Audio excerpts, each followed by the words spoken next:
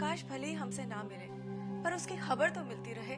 भैया की मर्जी के खिलाफ हम ये काम नहीं कर सकते। आखिर आकाश तुम्हारा भी तो भतीजा है।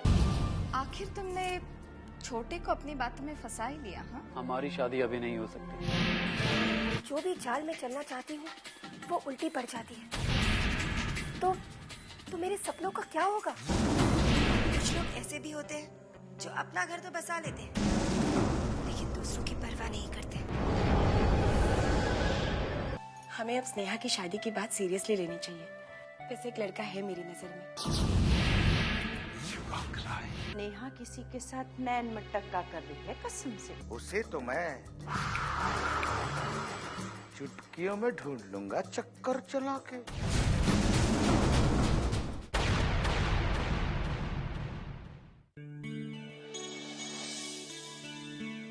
ये लो चाय पियो, मैंने बनाई है। तुम चाय खुद बनाते हो? चाय क्या, कपड़े भी मैं ही धोता हूँ, खाना पकाना, सफाई करना, सब काम मैं ही करता हूँ अकेले। That's too good. पता है मेरी मॉम कहती है मैं जिस लड़की से शादी करूंगा वो बहुत सुखी रहेगी। मॉम, तुमने तो कहा था तुम अकेले रहते हो, तुम्हारा कोई नहीं है? हाँ, कुछ लोग अपने होते हुए भी अपने नहीं होते। He is right.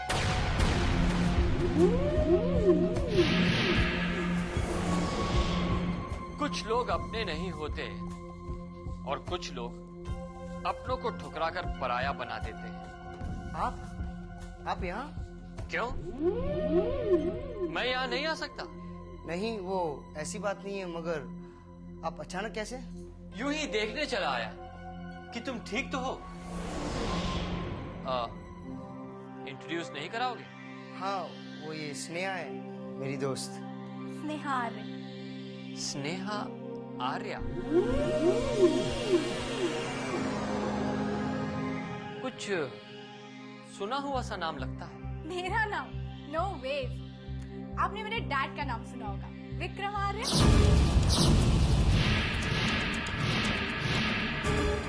Vikram Arya?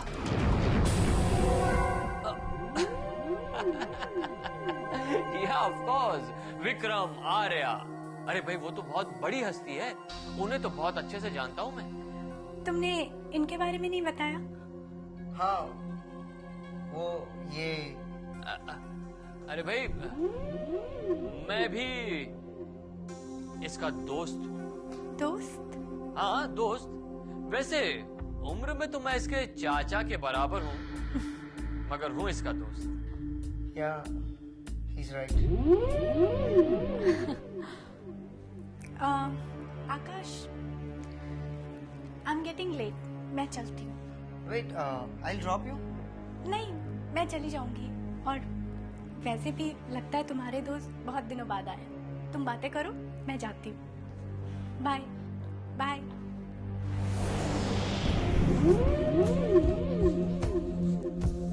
अच्छी लड़की। भाभी को जब पता चलेगा कि तुमने कोई लड़की पसंद कर ली है तो बहुत खुश हो जाएंगी। बहुत चिंता करती है तुम्हारी। नहीं चाचू, वो बस मेरी दोस्त है। भतीजे, उसकी आंखें बता रही थी कि वो तुम्हें बहुत पसंद करती है और तुम भी उसे बहुत चाहते हो। चाचू, आप तो बस वैसे भतीजे, क्या उसे ये बात पता है कि तुम देवराज चौधरी के बेटे हो? तुमने ये सोचा है कि ये बात जब उसे पता चलेगी तब क्या होगा?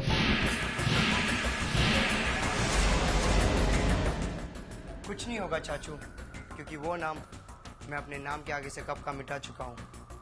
उसके लिए भी और अपने लिए भी मैं अब आकाश हूँ, सिर्फ आकाश।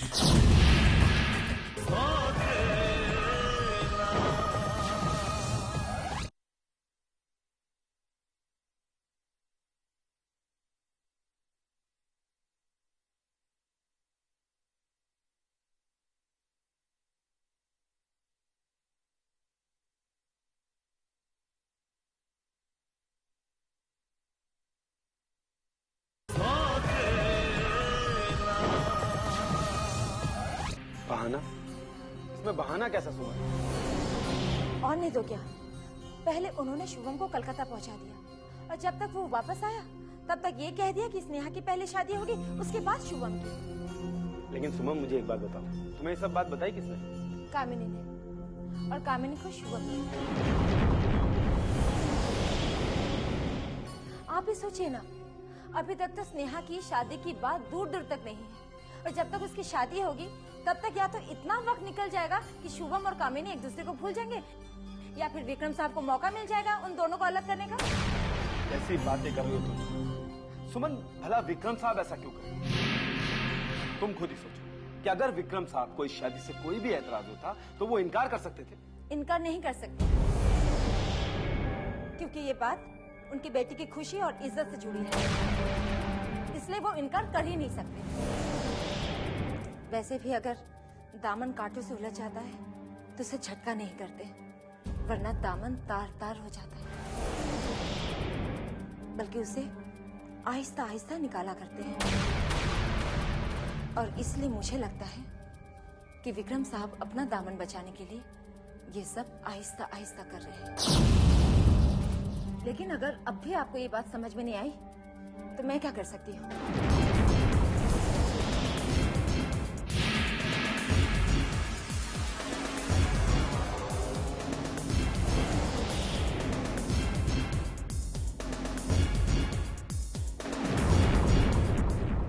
क्या बात है शुभम,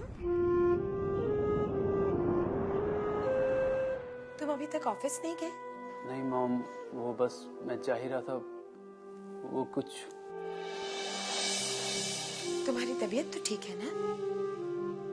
हाँ मॉम, तबीयत ठीक है। क्या सोच रहे थे? मैं बस ऐसे ही कुछ सोच रहा था। ऑफिस में कोई टेंशन है क्या? नहीं मॉम, मैं कामिनी के बारे में सोच रहा था। ओह, तो बरखुरदार अपनी गर्लफ्रेंड के बारे में सोच रहे थे। क्या मैं पूछ सकती हूँ क्या सोच रहे थे कामिनी के बारे में? मॉम, एक बात पूछूं, सच बताओगी? सच? ऐसी कौन सी बात है शुभम जिसने तुम्हें ये सोचने पर मजबूर कर दिया कि मैं तुमसे झूठ बोलूंगी? नहीं मॉम, मेरा वो मतलब नहीं है।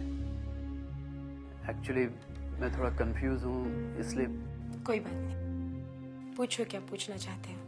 मॉम, क्या सचमुच आपने और डैड ने कामिनी को माफ कर दिया?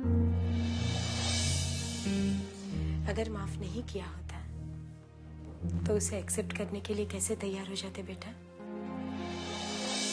शायद मेरे लिए, मेरा दिल रखने के लिए। वैसे माँ बाप बच्चों को खिलौना भी दिला देते हैं जो उन्हें पसंद नहीं होता। कैसी बातें कर रहे हो तुम शुभम? तुम अपने डैड को बहुत अच्छी तरह से जानते हो। वो विशेष की भी कोई जिद अगर उन्हें जायज न लगे तो उसे पूरी नहीं करते, जबकि वो उनका इतना लाडला है। और फिर ये तुम्हारी जिद नहीं है, तुम्हारी जिंदगी है, तुम्हारी चाहत है, जिसे हमने जाना समझा, इसीलिए तो एक्सेप्ट कर लिया। पता नहीं मॉम, कामिनी को ऐसा क्यों लगता है कि आप लोग अब भी उससे नाराज हैं, उसे एक्सेप्ट करना नहीं चाहते। शायद तभी आप लोगों ने अभी तक शादी की बात नहीं की। अगर उसे ऐसा लगता है तब तो तुम्हें उसे समझाना चाहिए, क्योंकि ये उसका बचपना है, ना समझिए। इस वक्त शादी कर लोगे तो जिम्मेदारियों का बोझ लाद दोगे अपने आप पर, और फिर अभी तो तुम्हें अपने आप को प्रूव करना है, अपनी पहचान बनानी है। मैं जानता हूँ मॉम, पर देखो शुभम, किसी भी पौधे पर समय से पहले फूल नहीं खिलते। अभी तो तुम्हें अपने प्यार को, अपने रिश्ते को सींचना है, एक दूसरे को जानना है, पहचानना है। यही सब तुम्हें अपनी आने वाली जिंदगी में बहुत काम आएगा। मॉम, कुछ पौधे ज्यादा पानी देने से भी मुरझा जाते हैं। कामिनी को डर है कि ये गुजरता हुआ वक्त हम दोनों के बीच में दूरियां ना पैदा कर दे। अगर उसे डर लगता है शुभम, तब तो तुम्हें अपने रिश्ते को जरूर आजमाना चाहिए, क्योंकि प्यार को परखने के लिए वक्त से अच्छी कोई कसौटी नहीं होती। देखो शुभम, जो प्यार गुजरते हुए वक्त के साथ कम हो जाता है वो कभी प्यार होता ही नहीं है। वो तो बस इन्फैचुएशन होता है, एक आकर्षण होता है, और आकर्षण की बुनियाद पर जिंदगी नहीं गुजारी जा सकती, रिश्ते नहीं बुने जा सकते। तुम समझ रहे हो ना मेरी बात को?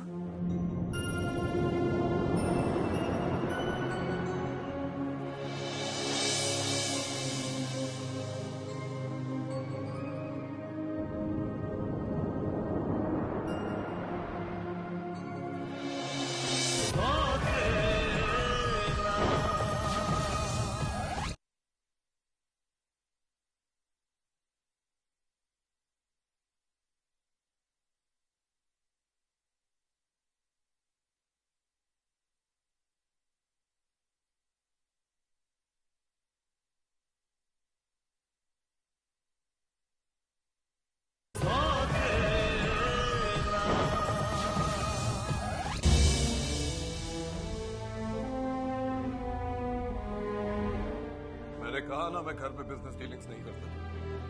जो बात करनी है कल ऑफिस में फोन करो। ओके? क्या बात है? तुम इस तरह बेचैनी से चक्कर क्यों काट रही हो? जी, ऐसी तो कोई बात नहीं। अब बेचैनी क्यों नहीं होगी भैया? भाभी को आज अपने बेटे की खबर जो मिलने वाली है। क्यों भाभी?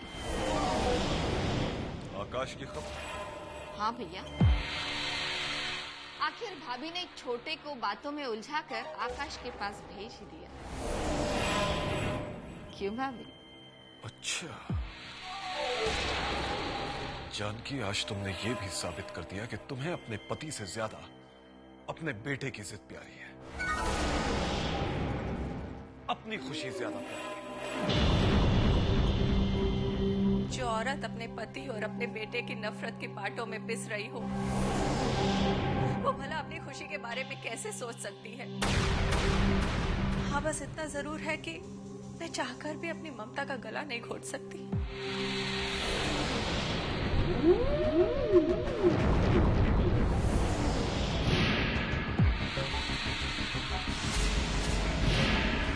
आ गए। Think of the devil and the devil appears. आओ आओ, रुक क्यों गए? आ जाओ छोटे, आओ, तुम्हारा ही इंतजार था। आओ।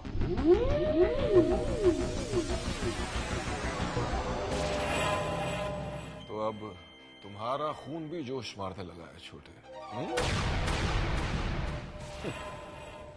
खैर, जब तुम चले ही गए थे तो ये बताओ कि क्या खबर लाए हो आकाश के बारे में?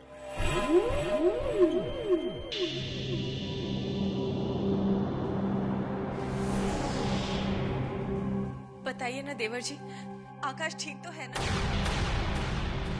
आकाश तो ठीक है भाभी, लेकिन क्या देवर जी? भाई, आकाश का एक लड़की के साथ अफेयर चल रहा है।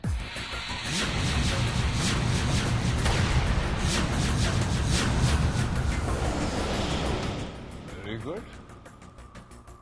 तो इसका मतलब ये हुआ कि अब उसने पूरी तरह अपनी अलग दुनिया बसाने का फैसला कर लिया। वेरी गुड, बहुत अच्छी। ये तो पता चले कि वो लड़की को। भाई, अब मैं आपको कैसे बताऊं? छोटे, साफ साफ बताओ, देवराज चौधरी तूफानों से टकराने की हिम्मत रखता है।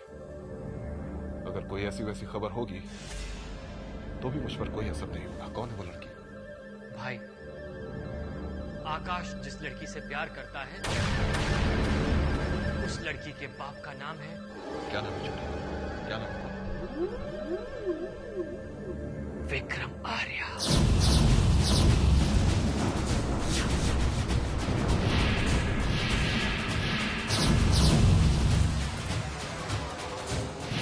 विक्रम आर्या की बेटी? हाँ, लेकिन भाई आकाश ने अब तक उस लड़की को यह नहीं बताया है कि वो देवराज चौधरी का बेटा है। छोटे, ये सब कहने के लिए हिम्मत की जरूरत होती है, हिम्मत की,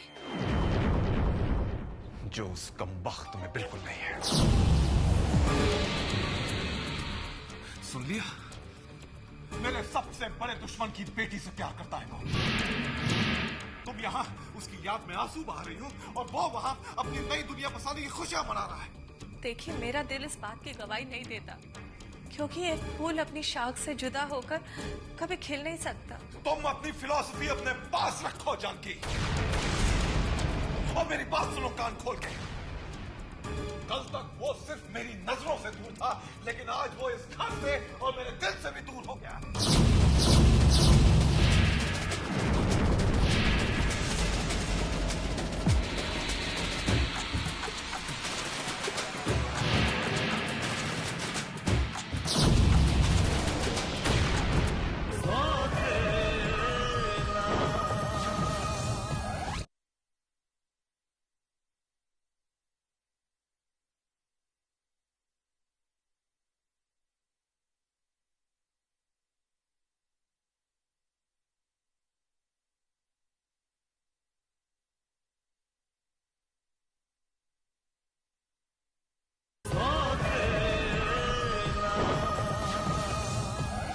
wow, what a pleasant idea.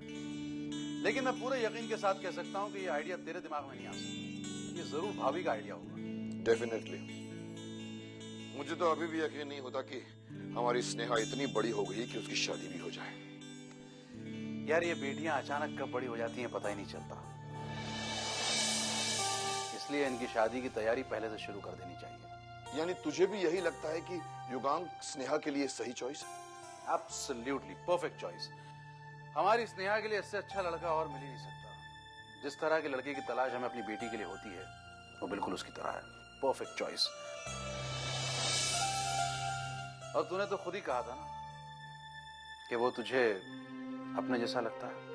शायद इसीलिए मुझे अजीब सा लग रहा है। मुझे उसमें अपने बेटे की झलक दिखाई दी थी, और अब अचानक मैं उसमें अपना दामाद ढूंढना शुरू कर दूं तो? कमाल यार विक्रम, अगर तू ससुर बनकर उसे दामाद की नीयत से देखेगा तो वो तुझे दामाद नजर आएगा। मेरी नजर में वो परफेक्ट दामाद है। अच्छा, अगर ऐसी बात है तो तू अपनी सिमी की शादी उससे क्यों नहीं करवा देता? अरे तू तो ऐसे कह रहा जैसे वो शादी के लिए बैठा हुआ है। वही तो मैं कह रहा हूँ कि सिर्फ हमारे चाहने भर से क्या हो जाएगा, शादी हो जाएगी। अरे उस लड़के को भी तो राजी होना पड़ेगा। क्या पता वो किसी को चाहता हो लंदन में, हो सकता है उसकी कोई मंगेतर बैठी हो वहां पर। You wouldn't know that. हाँ, हो सकता है, बिल्कुल हो सकता है। होने को क्या नहीं हो सकता, लेकिन बात करने पर ही पता चलेगा ना। लेकिन एक बात की गारंटी दे सकता हूँ कि अगर वो लड़का कुंवारा है और उसकी कोई प्रॉब्लम नहीं है तो वो हमारी स्नेहा से शादी करने के लिए इनकार कर ही नहीं सकता। लेकिन उससे मैं कैसे बात कर सकता हूँ? लड़के वाले लड़की का हाथ मांगने जाते हैं, लड़की वाले लड़के का हाथ मांगने नहीं जाते। अरे किस जमाने की बात कर रहा है मेरे भाई? आज के जमाने में तो बच्चे माँ बाप की शादियां कराते हैं। हाँ, अगर तुझे बात करने में शर्म आती है तो मैं हूं ना, मैं बात कर लेता हूँ। तू? हाँ, मैं। तुझे क्या एक्सपीरियंस है? अरे यार, लॉयर हूँ। ऐसी बात करूंगा कि वो लंदन बॉय शादी के लिए इनकार कर ही नहीं सकता। देख लेना।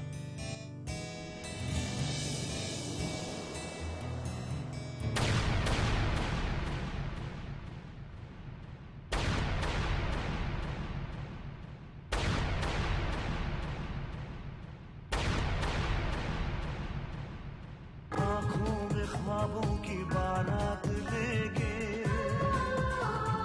होठों पे गीतों की सौगात लेके, दिल में मोहब्बत के जज्बात ले